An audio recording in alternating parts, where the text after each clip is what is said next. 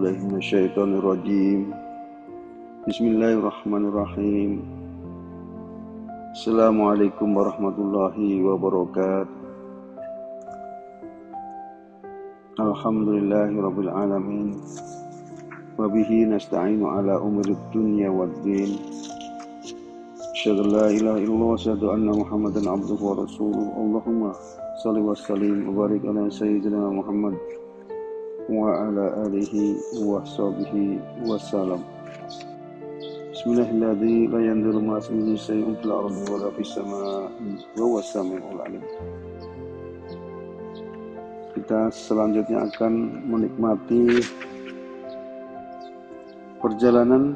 perjuangan sang penakluk, seorang penakluk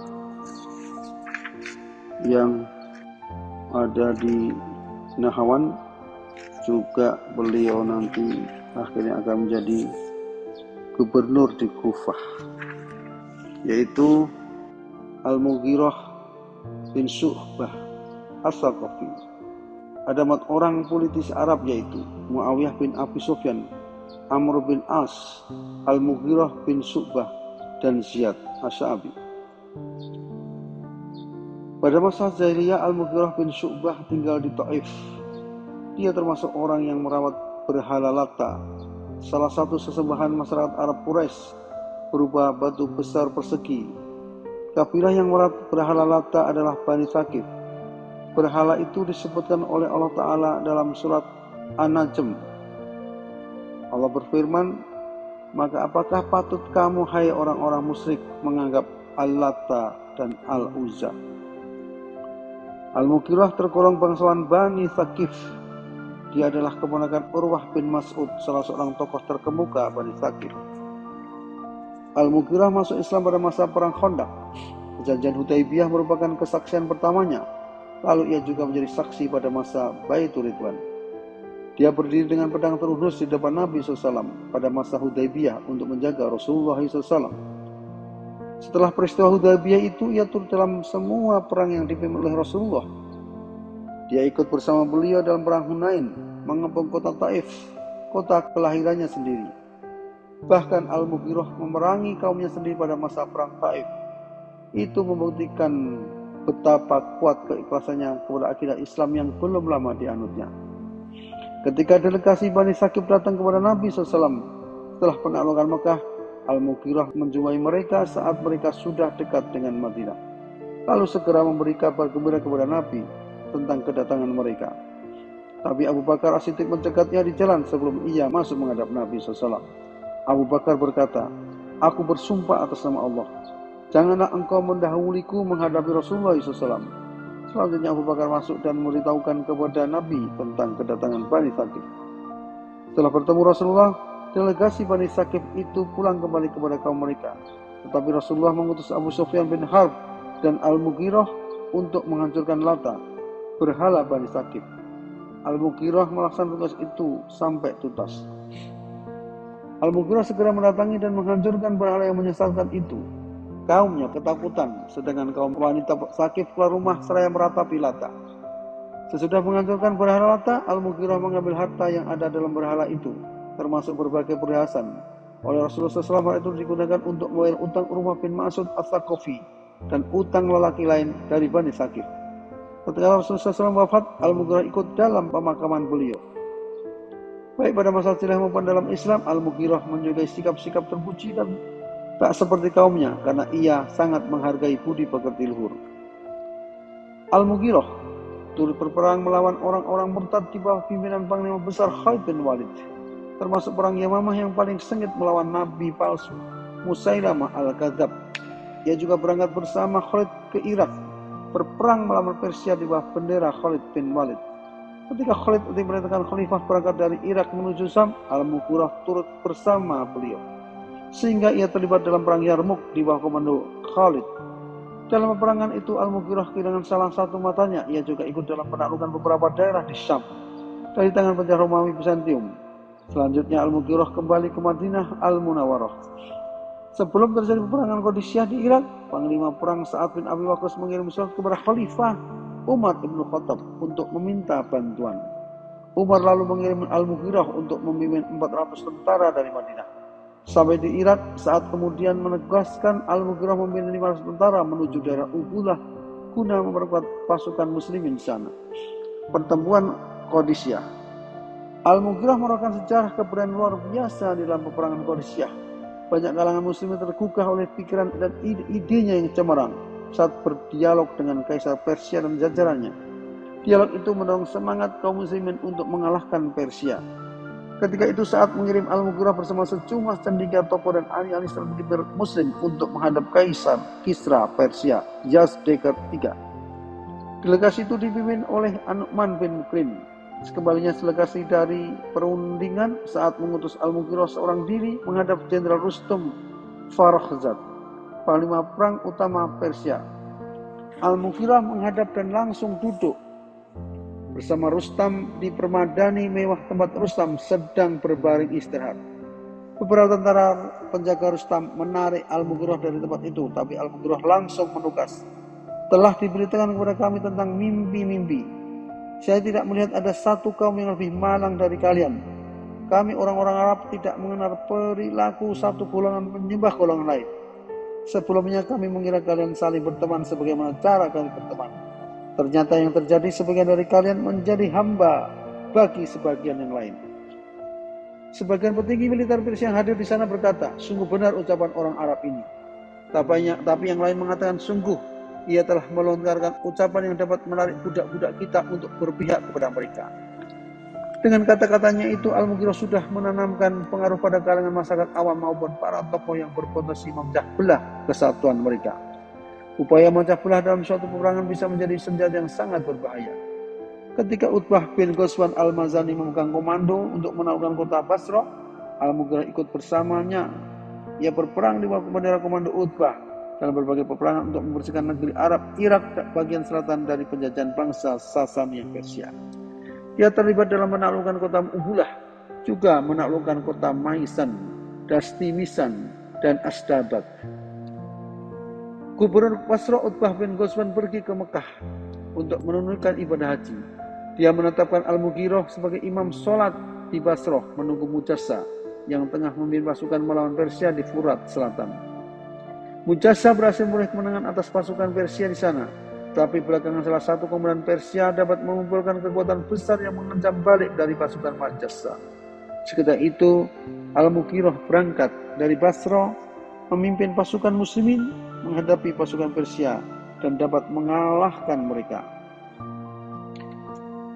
Ia pun menyurati Khalifah Umar Ibn Khattab untuk mengabarkan kemenangan ini. Umar berkata kepada Utbah, siapakah yang engkau tetapkan sebagai pimpin di Basrah? Ia menjawab, Mujassa bin Mas'ud. Khalifah Umar berkata, lelaki yang terbiasa berdiam di tempat memimpin lelaki yang terbiasa di medan perang. Kemudian Umar radhiyallahu anhu memberitahukan kepadanya betapa Al-Mughirah telah menyelamatkan pasukan Mujassa dari bahaya yang mengancam.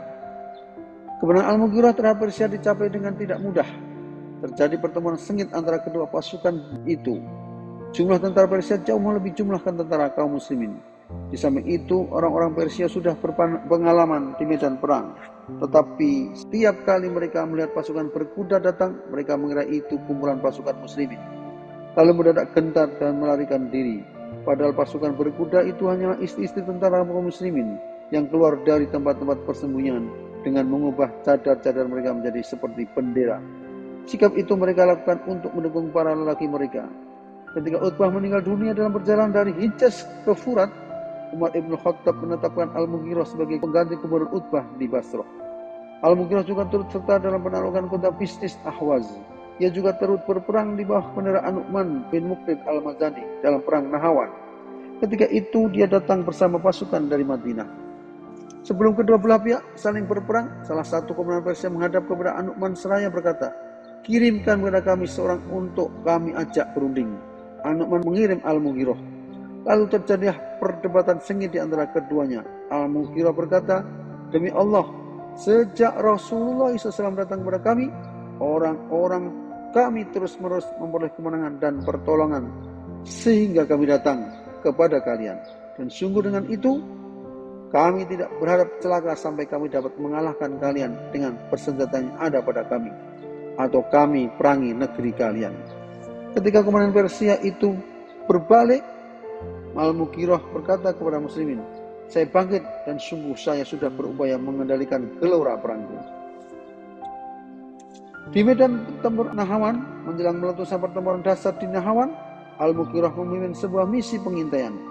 Tatkala melihat besarnya pasukan Persia, ia berkata kepada anak buahnya, saya belum pernah menyaksikan kekeliruan seperti pada hari ini. Musuh-musuh kita bersikap lalai, bersantai dan tidak bergegas. Demi Allah, sekiranya urusan ini diserahkan kepadaku, niscaya kalian akan kupercepat menghadapi mereka. Tetapi Panglima An-Nu'man bin Mukrin telah memerintahkan pasukannya tetap diam di tempat dan tidak melakukan gerakan menyerang sebelum ada perintah darinya. Sebelum perang dimulai, An-Nu'man berwasiat kepada seluruh pasukan, jika saya terbunuh, yang memimpin adalah Huzaifah ibn Yaman. Dan apabila Huzaifah terbunuh, maka si Anu dan si Anu. Dan baru pada yang ketujuh dia menyebut Al-Mughirah, karena dia turut dalam penaklukan atas Hamadan. Al-Mughirah pernah menjadi gubernur Kufah pada tahun 21 Hijrah di masa pemerintahan Khalifah Umar ibn Khattab. Di kota Irak ini Al-Mughirah memberi penghormatan besar dan menjadikan kejayaan Islam sempurna di tangan orang-orang Kufah. Padahal sebelumnya orang-orang Kufah menolak gubernur yang ditunjuk Khalifah. Bara bin Azib juga menegaskannya untuk menaklukkan Al-Ghazin, dan Al-Mughirah dapat melaksanakannya. Pasukan Kufah berhasil menaklukkan banyak daerah dan juga menaklukkan Arjan, kota besar di wilayah Ahwas yang terletak antara Ahwas dan Siros. Penduduk Kufah tidak suka kepada pemimpin dari luar mereka. Ketika Khalifah Umar menempatkan Ammar bin Yasir di sana, ia tolak oleh mereka. Begitu pula dengan Abu Musa al-Asy'ari yang ditunjuk menjadi pengganti Ammar, juga tidak disukai oleh mereka. Maka diutuslah Al-Mughirah bin Syu'bah menjadi gubernur Kufah. Suatu ketika Umar sedang tidur. Saat bangun, Al-Mughirah bertanya kepada beliau mengapa beliau bersedih hati. Beliau menjawab, apa akhirnya yang lebih dahsyat dari 100.000 orang yang tidak menyukai seorang pejabat, dan pejabat itu pun tidak menyukai mereka. Suatu saat Umar bermusyawarah dengan para sahabatnya yang sudah memegang jabatan. Beliau bertanya, bagaimana pendapat kalian tentang pemimpin yang ideal? Apakah seorang muslim melemah atau orang kuat dan teguh? Al-Mughirah menjawab, bagi seorang muslim melemah, keselamanya hanyalah bagi dirinya sendiri, dan kelemahannya adalah suatu cacat. Sedang orang kuat yang teguh, keteguhannya bagi dirinya sendiri dan kekuatannya bagi muslimin. Umar menempatkan Al-Mughirah di Kufah seraya berpesan, hai Mughirah, hendaklah orang-orang bijak bersama aman darimu, dan orang-orang jahat takut kepadamu. Wasiat Umar itu menjadi pedoman utama pola kepemimpinan yang ia terapkan di Kufah, di mana selain menjabat sebagai gubernur, ia juga menjadi panglima pasukan muslim yang bermarkas di Kufah. Ia teguh memegang wasiat Umar itu sampai ia diberhentikan oleh Khalifah Utsman bin Affan sepeninggalan Umar ibn Khattab yang meninggal dunia sebagai syuhada. Al-Mughirah adalah seorang lelaki berwibawa. Meskipun matanya buta sebelah, ia selalu menampilkan penampilan rapi, suka menyemir rambutnya dan pacar warna coklat dan hitam. Bahkan dia orang pertama yang menggunakan semir rambut warna hitam. Postur tubuhnya kokoh dan atletis. Dia mahir membaca dan menulis. Oleh karena itu Nabi menjadikannya penulis wahyu. Ia pun mahir berbicara bahasa Persia. Bahkan beliau pernah bertugas sebagai penerjemah antara Umar ibn Khattab dengan Hurmuzan, panglima utama Persia yang tertangkap pasukan Islam. Al-Mughirah bin Syu'bah radhiyallahu anhu tercatat meriwayatkan 36 hadis dari Nabi SAW. Ia juga mengambil riwayat dari sahabat-sahabat muda. Ia sangat cerdas hingga digelari Al-Mughirah yang artinya sang pemikir. Nabi SAW pernah memujinya dengan mengatakan dia termasuk cendekiawan Arab. Qubaisah bin Jabir mengatakan, sekiranya kota Madinah ini mempunyai 8 pintu dan orang tidak bisa keluar kecuali dengan memberontak, niscaya Al-Mughirah masih tetap dapat keluar dari seluruh pintu itu. At-Tabari berkomentar tentangnya, setiap kali ia mendapat kesulitan, ia selalu menemukan jalan keluar. Dan setiap kali dihadapkan pada dua pilihan yang rumit, ia selalu memberi petunjuk untuk memilih salah satunya. As-Sa'abi mengatakan, ada 4 orang politisi Arab, yaitu Muawiyah bin Abu Sufyan, Amr bin As, Al-Mughirah bin Syu'bah, dan Ziyad. Muawiyah ahli dalam bidang pengarahan dan kebijaksanaan. Amr ahli dalam menghadapi bahaya. Al-Mughirah ahli dalam menghadapi hal-hal yang membingungkan. Sedangkan Ziyad ahli dalam menghadapi anak-anak kecil dan orang dewasa. Mereka para politisi Arab. Al-Mughirah radhiyallahu anhu meninggal dunia di Kufah karena terserang penyakit kolera. Beliau wafat pada tahun 50 Hijrah atau 670 Masehi dalam usia 70 tahun. Jenazahnya dimakamkan di As-Saubah, suatu tempat di Kufah dalam usia 70 tahun. Pada saat menghadapi sakaratul maut, dia berbisik, "Wahai Allah, ini tangan kananku yang telah kugunakan berbaiat kepada Nabi SAW dan sudah kugunakan untuk berjihad di jalanmu. Semoga Allah merahmati Al-Mughirah." Assalamualaikum warahmatullahi wabarakatuh.